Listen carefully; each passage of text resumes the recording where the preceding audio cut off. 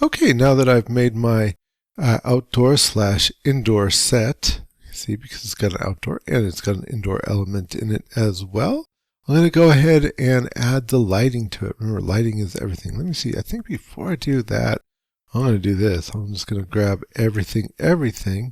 I'm going to go Object Properties, click off the Show Frozen in Gray, and freeze. Once again, it'll just make my life so much easier. Okay, good enough. So I want to light this thing. The first thing that I think I'm going to do is I'm going to think about my lighting for a second, right? I'm going to have light coming off of here, so natural light with this sunset, but I also want lights on this stage here. So I think I'll work with those first.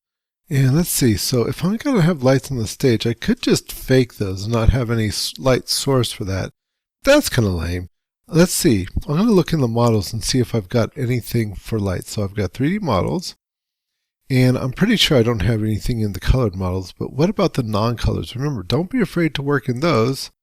It's going to take a little bit more work to do, but if you do a really good job of coloring a colored model or a non-colored model, then I will give you extra credit and I will put it in the colored models and we'll be all good forever and ever. So let's see, lights. Oh,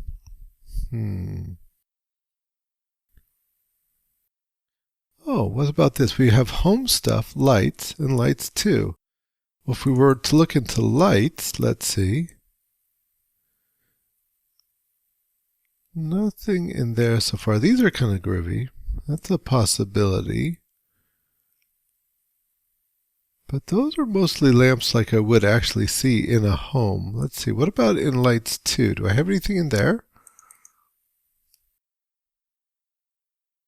Oh, that Chinese lanterns are kind of cool. That could be...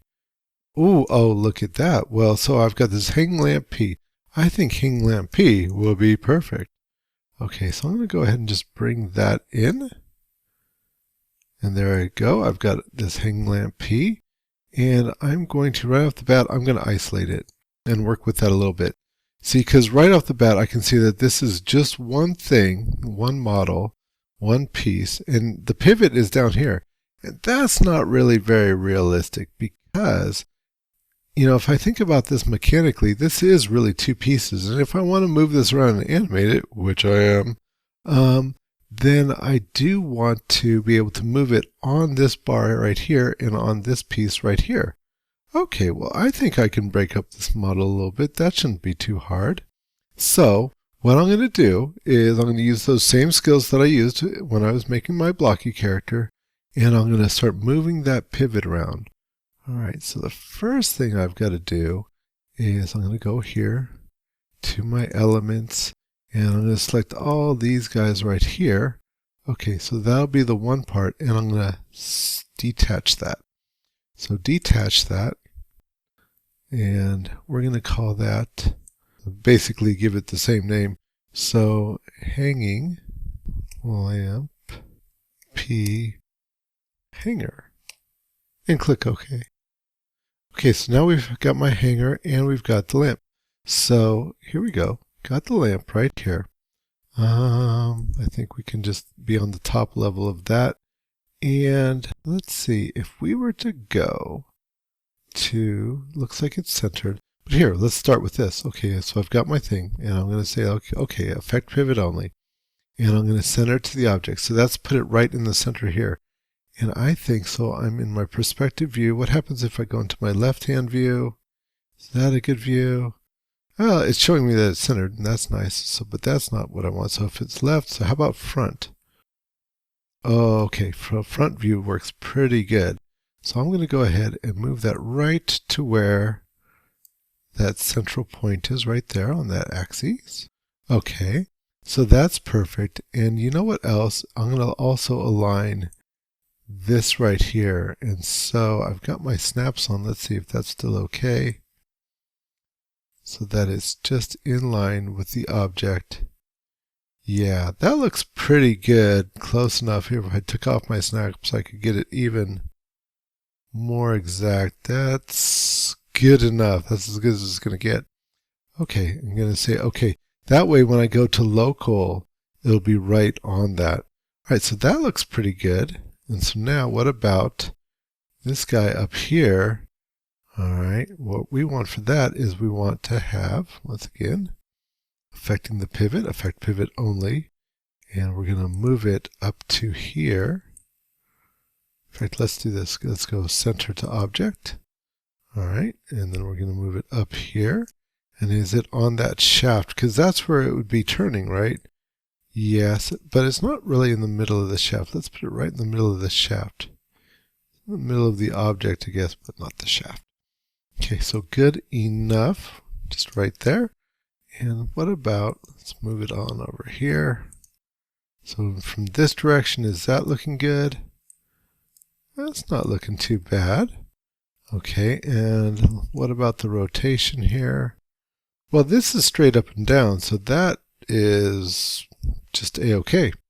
So we're good. So we got a pivot in both these places that's much more logical than what it was. Okay. Oh, good then. So with that, you know what else we're going to do? It has no light in it. A lot of times the lights have lights in them, but this one doesn't. So let's put a light in it. Okay, so I think that the best place to put lights in is usually at the top. So we're going to go to our top view right here. And this is at a bit of an angle, so we're going to have to mess with this a little bit. But go back to my Create tab, go to my lights. Make sure that I'm not on photometric, but I am on standard. And this time, instead of picking an OmniLight, let's mess around with a different kind of light. We're going to go ahead and use a target spot. So there's my target spot. Okay, and so you see the light is here, and then this is the direction in which it goes. But so there we go. So let's go ahead and we can move this around. And so we're going to put this right here, right where this light is. And so that's from the top. How about from the left? How's it look there? Okay, so from here, it's looking okay. Looks like we need to move maybe the target. Okay, just getting that all lined up so it's all straight. So that was left, and how about the front? Okay, that's the one that needs some work here. So the front we'll put right here. Okay, as if it's coming. Don't put it inside the Canon if you're going to use one of those. But we'll grab the spot and we're going to line that up. Right there, it looks like, just so it's nice in a straight line. Right to there. Alright, something like that. Good enough. And I want to put that cone out just far enough so that when I'm messing with things, I can see it a little bit. Okay, so that's good. And you know, just so that, remember also in Blocky where we organize things so one thing would move another thing? I think what we're going to do is, here is our hanging lamp, right? So in that hanging lamp, we're going to make the hanging lamp attached to the hanger of the hanging lamp. That makes sense, right? So if you move the hanger, you move the hanging lamp. And what's more is that if you move the hanging lamp, you also move the light that's attached to it. And if you move the light that's attached to it, you'd move the spot as well.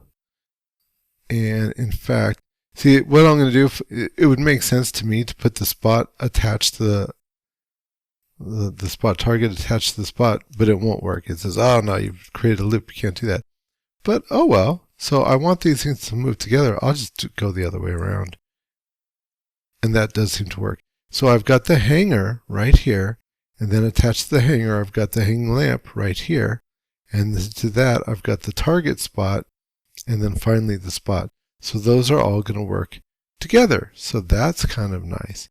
And then finally, this is something I know just because I know it, but if you were to look here, let's go into our perspective view.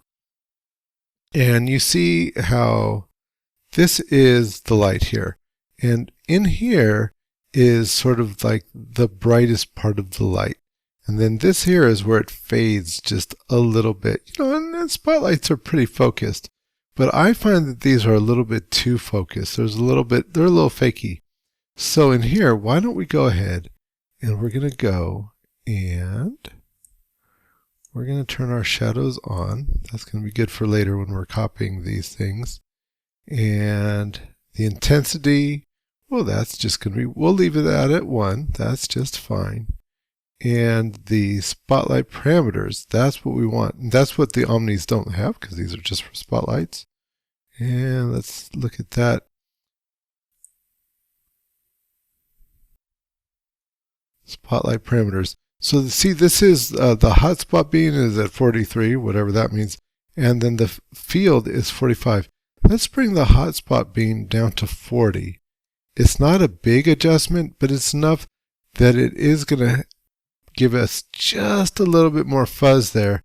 That to me looks just a little bit more natural. Now you can change that, and that's all right. That's going to change that bigger or smaller, right? But we'll leave this at 40 and 45.